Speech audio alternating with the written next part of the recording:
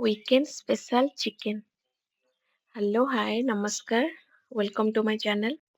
ସବୁବେଳେ ମୋତେ ଚିକେନର ଅଲଗା ଅଲଗା ରେସିପି ଟ୍ରାଏ କରିବାକୁ ବହୁତ ଭଲ ଲାଗେ। ତ ଆଜି ମୁଁ ବି ଆଉ ଗୋଟେ ରେସିପି ଟ୍ରାଏ କରିଛି। ଆପଣ ଭିଡ଼ିଓ ଲାଷ୍ଟ ଯାଏଁ ଦେଖନ୍ତୁ, ଆପଣଙ୍କୁ ବି ବହୁତ ବଢ଼ିଆ ଲାଗିବ। ମୁଁ ଆଜି ବନେଇଛି ଦେଶୀ ଚିକେନରେ। ଫାର୍ଷ୍ଟ ମୁଁ ଚିକେନକୁ ମ୍ୟାରିନେଟ୍ କରିକି ରଖିଦେଇଛି।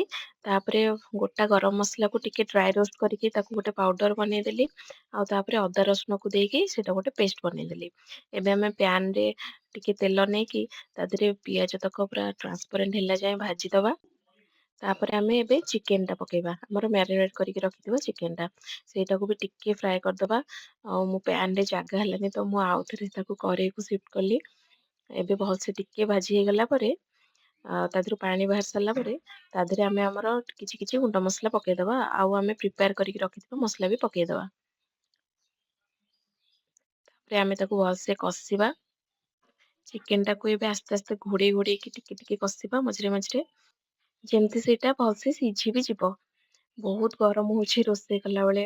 ମମି ଆଣିକି ମୋର ତରଭୁଜ ଦେଲେ, କହିଲେ ଖାଇଦେ ରିଲାକ୍ସ ଲାଗିବ। ଆଉ ସତରେ ଖାଇକି ବହୁତ ରିଲାକ୍ସ ଲାଗିଲା। ଆଉ ଏଥିରେ ମୁଁ ଟମାଟୋ ଆଉ ଭୃସଙ୍ଗ ପତ୍ର ପକେଇଦେଲି। ଭୃସଙ୍ଗ ପତ୍ରର ବହୁତ ବଢ଼ିଆ ଫ୍ଲେଭର ଆସେ। ଏଇଟା ମୁଁ ବନଉଛି ଆଜି ଗଙ୍ଗୁରା ଚିକେନ।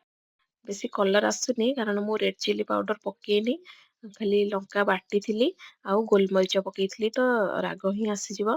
ଏବେ ଆମେ ସର୍ଭ କରିବା ଆଉ ଏଞ୍ଜୟ କରିବା। Thank you for watching.